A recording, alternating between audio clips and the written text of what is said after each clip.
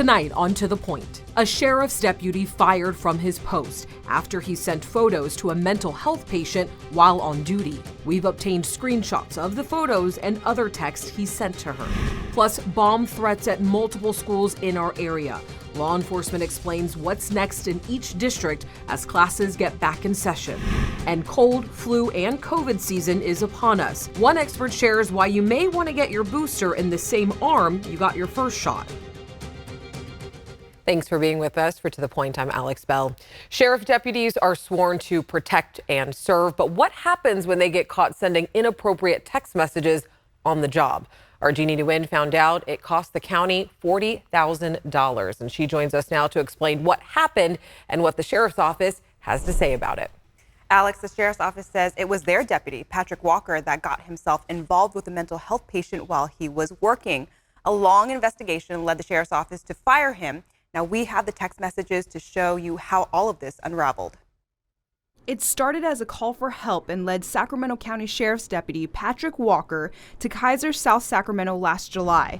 Walker was called to check on a 21-year-old woman suffering from mental health issues. Shortly after the woman was released, Walker began texting her with his work cell phone, and that conversation quickly turned sexual. In these screenshots, Walker begins flirting with a woman and encourages her to come around South Sacramento, where he is stationed, claiming to be bored at work. The 40-year-old sent the woman this photo of himself in his uniform and admitted to her that he is married and old enough to be her dad. During these text conversations, the sheriff's office says Walker would send the woman explicit photos of himself while she would send him sexual videos of herself. The woman eventually threatened to report him for the inappropriate conversations, leading him to pay her $400 to keep her quiet. These screenshots show the woman tried demanding more money from him, but he claimed he didn't have any more money to give. By the end of August 2022, the woman's father reported Walker to the sheriff's office. Walker was placed on leave, and during the department's investigation, he admitted he was wrong and said he would take it back if he could. He also added, at the time of these conversations, he didn't intentionally try to manipulate her and had intentions of meeting with the woman to go on dates. Ultimately, Walker was fired in December, and the county settled with the woman by paying her $40,000. And Jeannie, I know you made several calls today, not only to the sheriff's office, but to the deputy's attorney and also the woman's attorney. What did they have to say? Alex, the attorneys for the deputy and the woman did not agree to speak with me today for this story, but a spokesperson for the sheriff's office did tell me Sheriff Jim Cooper condemns these actions and reiterated that Deputy Walker was terminated after the investigation was finished. All right, Jeannie, thank you so much. We appreciate it. All right, over the last month, public schools and libraries in Davis have been subject to several bomb threats, including today. So here's a look back at the last month of these threats. The first threats came in on August 21st at the Mary L. Stevens Library in Davis. The nearby schools were evacuated and the streets near the library were blocked off. All of this happened after a group, Moms for Liberty Yolo County, held a meeting and were kicked out of the building by library staff. A week later, more threats were made toward the library. The building was evacuated and nearby schools were locked down. The sheriff's office say the threats were similar to the ones following the meeting held earlier in August. And then today, 5 schools, as well as the district offices and homes of 2 district employees, received bomb threats. The police department says they came in around 2 this morning. The schools were cleared and classes were held, but our Devin Truby explains how all 3 of these incidents may be related. Early Wednesday morning, an email was discovered saying bombs have been placed at 5 Davis schools, the district office, the homes of district employees, and the Yolo County Library. The threat forced a delay in the start of school while police went to each location, making sure they were all safe. Sean, whose kids attend one of the schools, woke up to a phone call from the district with the news. Frustrated, but we just want to make sure the kids are safe. It's a little unnerving bringing him to a place that was kind of under threat, but life goes on. He's got to get his education. Police say the language in the threats was similar to the bomb threats made against the Yolo County Library last month, sparked, investigators believe, by a controversial meeting at the library held by the Moms of the Liberty Yolo County. The group called the meeting a fair and safe sports for girls, alongside a discussion about transgender student participation in sports. This latest threat, the Davis Police Department calls extremists, the mayor calling them terrorists, promising to stand strong as a community. As the investigation into who is making these threats continues, parents and grandparents struggle to understand why anyone would do this. I think it's a travesty that the kids in Davis have been going through this. I understand it's a nationwide thing. I just worry about the safety of the children and their emotional trauma. As a kid's mom around in the Davis, we still care about our kids' safety here. Yeah, because it happens so frequently, almost 4 times. And the district says classes will be back on tomorrow, barring any more threats. And Davis wasn't the only district impacted by threats like these today. Just hours ago, a lockdown was lifted at Antelope High School after a bomb threat was made there. Students and staff sheltered in place for about an hour before Sacramento County Sheriff's deputies cleared the campus. An email to parents said a call was made to the front office about a device that would, quote, detonate in 30 minutes. So far, there's no information on who may have been responsible. And then there's the San Juan Unified School District, who is now working through a flea infestation in some classrooms at Skycrest Elementary School after foxes were found near the building. Our Roxanne Elias spoke with parents and school officials and explains what's next for the building.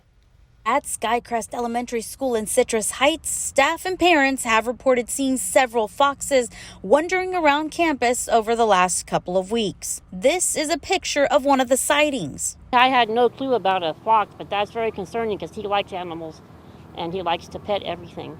Wednesday was Danetta Carter's first time hearing about the foxes on campus. She says her 5-year-old grandson first showed up at home after school with flea bites. He came home and he had some bites on his neck right here, on his back and on his belly, and he was scratching them. They said he was scratching them real bad, but I had no clue what they were. And then my daughter got some type of an email saying that there were fleas at the school. The San Juan Unified School District says they notified parents on September 8th after they first noticed the fleas both inside and outside the classrooms. And they realized the fleas were coming from the foxes. We had a pest control company come in after that, do a treatment of the entire campus. That pest control company is still working with us to monitor the situation, make sure that if there are any areas that need to be retreated, we're working on that, as well as helping us on working to relocate or encourage the foxes to move along. The foxes were spotted next to buildings, out in the field, and other places. But the district says they're doing everything they can to protect the students. With the foxes, what the experts are telling us is they're generally not aggressive with humans, which is nice, but they are wildlife, and certainly you never really know with wildlife. And with small children, we don't want to take any risks. Eric Roosh, a parent, says he's surprised to hear about the foxes at the school. But so far, he's happy with how the school is handling the situation. Communication is really key, especially when you got a bunch of kids running around. And to know something is better than not. And that was our Roxanne Elias reporting. The district says they hope that the fox will just move along on their own, but if not, they are ready to trap them and have them removed from the school. New tonight, a 15-year-old that escaped from custody at a hospital was found at a friend's house this afternoon. He had been on the run for 5 days when officers were able to pick him up in the La Riviera neighborhood near Rosemont. He's a juvenile on probation for nonviolent charges. And Stockton police say 2 people were found dead at this home on Harrisburg Place. Officers responded after a call came in this morning asking for a welfare check. Deputies found a man and a woman inside. Both of them had gunshot wounds, and police say they are working to find out what happened, and there is no risk to the public. Thankfully, everyone walked away from this house fire in South Sacramento early this morning. Metro Fire says it happened in the garage and then spread to the house. The cause of the fire is being looked into. Coming up, did you see any haze in the air this morning? We'll tell you where it's partially coming from, plus who's going to have their power shut off tonight. We have multiple warnings and advisories out. We're going to detail all of this and show how long these conditions stick around. And if you haven't gotten your COVID-19 booster yet and you're planning to, you have an interesting choice to make, and it could affect just how well the shot works. We'll explain coming up a little bit later.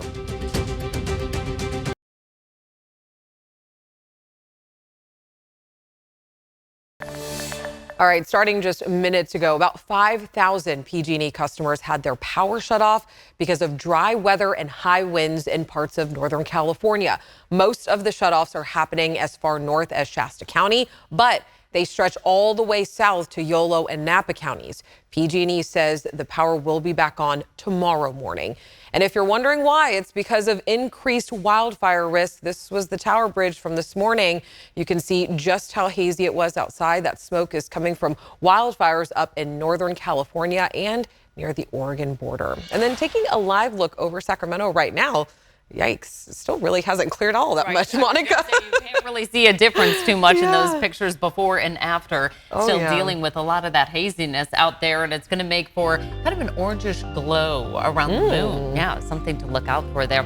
As far as our air quality warning, that will stay in effect through Friday. It looks like for the San Joaquin Valley, just due to the direction of how those winds are flowing, pulling in that smoke from the north across the coast and then inland throughout the valley, where we're seeing some of the haziness really persist. Now, on top of that, we've got a red flag warning going into effect overnight tonight through tomorrow. Dry north winds, low humidity is going to prompt easy fire starts. Having that evacuation plan is definitely going to be needed tonight through tomorrow.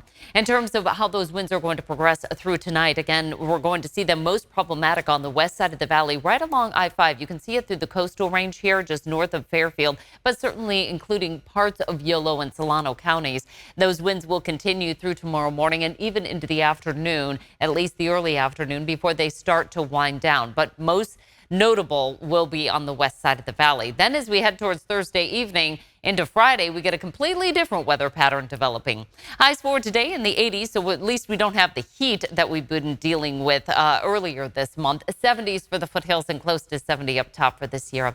Tonight's conditions, you can see we're going to cool those lows into the 60s and even some mid-50s tomorrow morning. Here's how things unfold for tonight through tomorrow. Chance of showers returns for the Sierra, and in between that high and low pressure, that's where we get those gusty winds. Then all eyes on that developing low, our first system of the fall season, fall officially arriving Friday overnight. So Saturday, our first full day of fall. Highs will be in the 80s over the weekend. And then next week, that chance of showers by Tuesday. Still to come, the effort one company is making to cut down on Asian hate by implementing an escort system for elderly people. We'll explain after the break.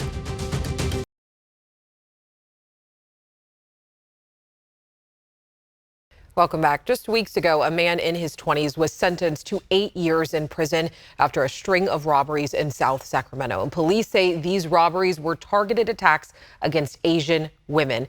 In May, video shows a 54-year-old woman being robbed outside a market. A state report released this year shows a 43% decrease in the number of anti-Asian hate crimes in California from 2021 to 2022. And advocates say this is an encouraging sign of the efforts helping to stop the hate crimes. But still, they say that more work needs to be done. And ACC Senior Services in Sacramento is a company that's working to stop hate, focusing on keeping people safe, like their escort program for seniors. We do know that 95% of the time when a hate incident does occur, it happens to somebody who's alone in the community. And the program matches older adults with volunteers who go with errands, go with them to run some errands, or just going to the grocery store, even something as simple as just going on a walk. So if you want more information about this program, we do have it available on our website right now. And a Bay Area woman is now facing more than 30 charges after she ran a Ponzi scheme out of a Stockton office. Investigators say she got more than $13 million from people that she lied to about her business. Her investors are from all over the country, as well as Australia and New Zealand. And one of her claims included telling someone if they gave her $30,000, she'd get them a home in Lodi. The FBI says that she defrauded more than 1,000 investors, and she's now facing 20 years in prison. If you were a victim impacted by the Tanguy Tupe scheme, make sure that you submit a form to the FBI, and we do have that link on our website. Fall officially starts on Friday, and with fall comes the start of cold and flu and now COVID season, and the numbers back that up. So here's a look at the last 6 months of COVID-19 positivity rates here in California. As you can see, the rate is nearly 13%, which is a 5% increase since June and July. And that means that roughly 1 in 8 COVID tests that are taken are coming back negative. And this chart shows the number of people in California hospitals with COVID-19. It hasn't been updated for this week, but on September 9th, there were about 60 more people in the hospital than the week before that. Because of the rise in cases headed into the fall, the CDC is reminding everyone to get their COVID-19 booster shot. The CDC says the vaccines are safe and can cut down the risk of being hospitalized. And as you just saw, hospitalizations are up from the summer, but below the level of years past. It is at lower levels than this time last year. But because there are new variants circulating, we know it's important to have that updated vaccine to protect yourself. The vaccine is covered by most insurance plans, and if you are uninsured, the CDC has programs to make it affordable. And the new COVID vaccine is approved and now available in some pharmacies and medical offices. And as we just told you, the CDC is recommending everyone ages 6 months and up to get the vaccine if you are able to. And now you may have a preference as to which arm to get your booster shot in. So a new study shows that getting your COVID-19 vaccine in the same arm that you got your previous COVID shot in could make it more effective. Megan Bragg has your Verify to check it out. It's that time of year again, time to get your annual flu vaccine. And this year it's accompanied by the rollout of a new COVID vaccine as well. There's one study that caught our eye. It suggests there may be a heightened effectiveness for patients who take their COVID-19 vaccine in the same arm. So let's get the facts. Our source is Dr. Charles Bergier, emergency medicine physician with Novant Health, and the study itself published in eBiomedicine. Scientists in Germany looked at health data for 303 people who got the mRNA vaccine, followed by a booster shot. Antibodies were measured 2 weeks after receiving the second shot. According to the study, the percentage of patients with detectable levels of protective killer T cells, which help destroy the COVID virus, was 67% in people who got both shots in the same arm, compared to 43% for people who got them in different arms. It's thought that perhaps because when you use the same arm and the same kind of vaccine medication drains to the same lymph nodes in that arm, it's going to cause more of an exaggerated response within the lymph nodes. Dr. Bergier says this effect may help people who have a harder time with immune response if they get the vaccine in the same arm. However, he says the study only looked at 300 people, so its findings can't be generalized to apply to everyone. In the end, he suggests whatever you're comfortable with, you should do. Most of the antibody response and immunity levels by getting it in the opposite arm were the same. They just noted a difference in two of the many components of the antibody response that seem to be get a better response when the same arm is used. Bergier tells us he would be curious to see if further studies replicate the same result, but he says it's far more important to just get the vaccine than to debate which arm it should go in. With your Verify Fact Check, I'm Megan Bragg. Just announced today, the White House is reopening a website where you can order up to 4 at-home COVID test kits per house. The website is set to go live on September 25th, and the Biden administration is using $600 million in funding to make this happen. The White House also said, check the tests that you have at home and make sure that they are not expired before you use them. After the break, a look ahead at a story that we're working on for tomorrow as we continue our coverage of Hispanic Heritage Month.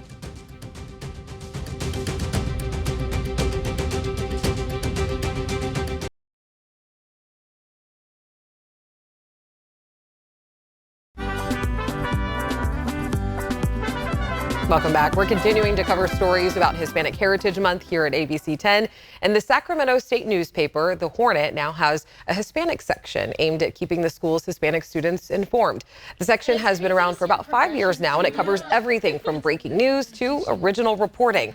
We spoke to some of the student writers about why the section matters to them. The great things about it was feeling like we were being represented as Hispanic students. It matters because even though our section is very small, I think that we are able to do a lot, and we are able to talk a lot about the things that really matter. You can find Spanish articles on the State Hornet's homepage. And we have more Hispanic Heritage Month stories coming up this week on To The Point, because a large population of Mexicans with indigenous roots have settled in California, right here in Sacramento, actually. And many continue to preserve their culture through dance and music, wearing vibrant costumes and depicting stories of the past. For some who are far away from home, it's a way to connect to their culture while they grow their new roots here in the United States. When I came here, I have a dream to make my group, teach my kids, teach my people how it feels being part of Oaxaca culture and roots. Coming up tomorrow on To The Point, we have that story about why passing these traditions on to new generations is so important. As always, thank you so much for joining us. Make sure you reach out to me. You can always send me and the team an email or a text message. Have a great night. I'll see you tomorrow.